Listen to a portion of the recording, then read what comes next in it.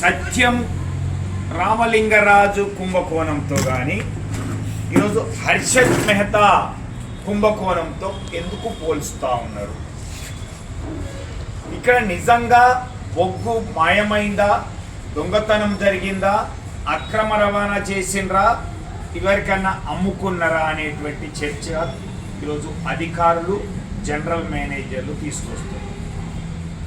ఈరోజు తెలంగాణ బొగ్గని కార్మిక సంఘం కానీ, బీఆర్ఎస్ పార్టీ కానీ, ఈరోజు కేటీఆర్, హరీష్ రావులు కానీ, మా గౌరవ అధ్యక్షులు ఈశ్వర్ గారు కానీ, కోల్ బెల్ట్ ప్రాంత నియోజకవర్గ ఇన్ఛార్జీలు కానీ ఎవరైనా బొగ్గు అక్రమ రవాణా అయింది అని, అమ్ముక తిన్నరు అనేటువంటిది అని అడిగామా?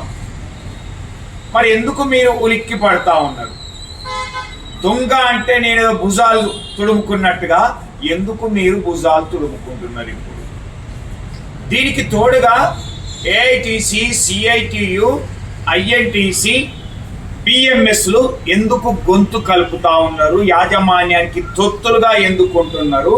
మీ జేబీసీసీఐయో, సమ్మెనో లేకపోతే ఇతరత్ర అంశాల మీద ఎందుకు కేంద్రీకరించట్లేదు? లేదా టీబీజీ కేసుకు మైలేజ్ వస్తుందని కార్మిక వర్గంలో మొత్తం అందరు కూడా ఈరోజు టీబీజీ కేసు బీఆర్ఎస్ వైపు చూస్తున్నారని దృష్టి మళ్లించాలనేటువంటి ఆలోచనతో చూస్తున్నదా ఈ సంఘాలు అనేటువంటిది ఈరోజు చర్చిస్తున్నారు. దీంట్లో వాస్తవాలకు వెళ్ళినట్లయితే ఈరోజు బీఆర్ఎస్ పార్టీ కేటీఆర్, హరీష్ రావు గారు టీబీజీ కేసు అడుగుతున్నది సూటిగా యాజమాన్యాన్ని, జీఎంలను, ఏరియా జీఎంలను ఒకటే ప్రశ్న వేస్తా ఉన్నాం.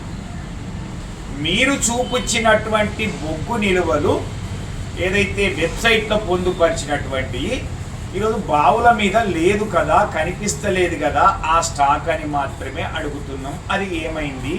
లేదా మీరు తప్పు చేసిండ్రా, తప్పుడు నిలువలు చూపించిండ్రా, బుక్ రికార్డ్స్ కోసమే చేసేరా, కాగితాల మేరకే పరిమితమైనరా అనేటువంటిది మీ తప్పును ఒప్పుకుంటున్నారా లేదా అనేటువంటిది ఈరోజు ప్రశ్న.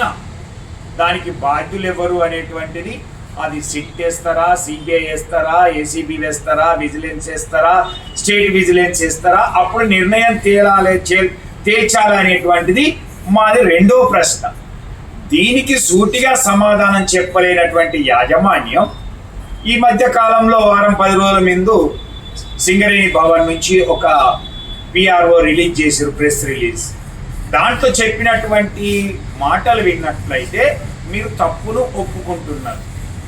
అంటే గతంలో కూడా ఈ కోల్ స్టాక్స్ అనేటివి బావుల మీద ఉంటున్నాయి, ఇది కామన్గానే, లేకున్నా కానీ ఉంటాయి అని చెప్పినటువంటిది మీరు తప్పు ఒప్పుకున్నారు. ఇక్కడ మీకు శిక్ష తప్పకుండా పడుతుంది అనేటువంటి. రెండవది ఏమన్నారు? వర్షాకాలంలో బొగ్గు నిల్వలు లేకపోయినట్లయితే మనకు ట్రాన్స్కోకు ఇవ్వడం, బొగ్గు పంపడం అనేది జెన్కోకు ఇబ్బంది అవుతుంది కాబట్టి మేము బొగ్గు నిల్వలు పెట్టుకుంటాము అని చెప్పారు. కాబట్టి ఇక్కడ మరి 31 మార్చి 2024 ఉన్నటువంటి బొగ్గు నిల్వలు మీరు వెబ్సైట్లో చూపించినటువంటిది 53,10,312 టన్నులు మార్చి 2024. మరి వర్షాకాలం వచ్చే వరకు, జూన్ జూలైకి వచ్చే వరకు ఆ స్టాకులు ఎందుకు తగ్గినాయి? వర్షాకాలంలోనే నీకు బొగ్గును రవాణా చెయ్యాలి అని అంటున్నావు కదా, మరి అప్పుడు ఈ స్టాకులు ఎందుకు తగ్గినాయి?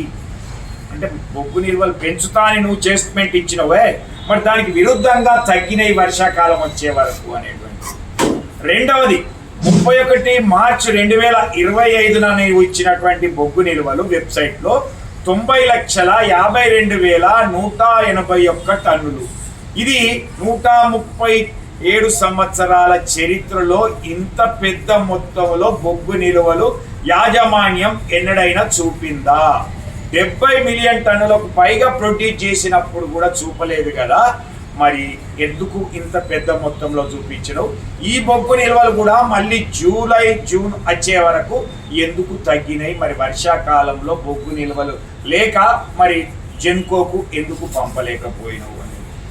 మూడో సంవత్సరం కూడా చెప్తా ఉన్నా, మార్చి 31, 2025 కూడా ఈరోజు మీరు చూపించినటువంటి స్టాక్స్ 49,88,903 టన్నులు.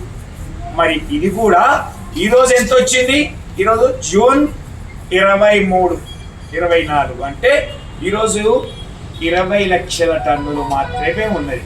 49 లక్షల నుంచి 20 లక్షల వరకే వచ్చింది కదా. అంటే వర్షాకాలం వస్తుంది కదా, ఓపెన్ కాస్ట్లో బొగ్గు ఉత్పత్తి తగ్గుతుంది కదా. మరి జెన్కోకు వ్యవసాయదారులు పంపు సెట్లు ఆన్ చేస్తే ఎక్కువ కరెంటు ఉత్పత్తి చేయాలి కదా.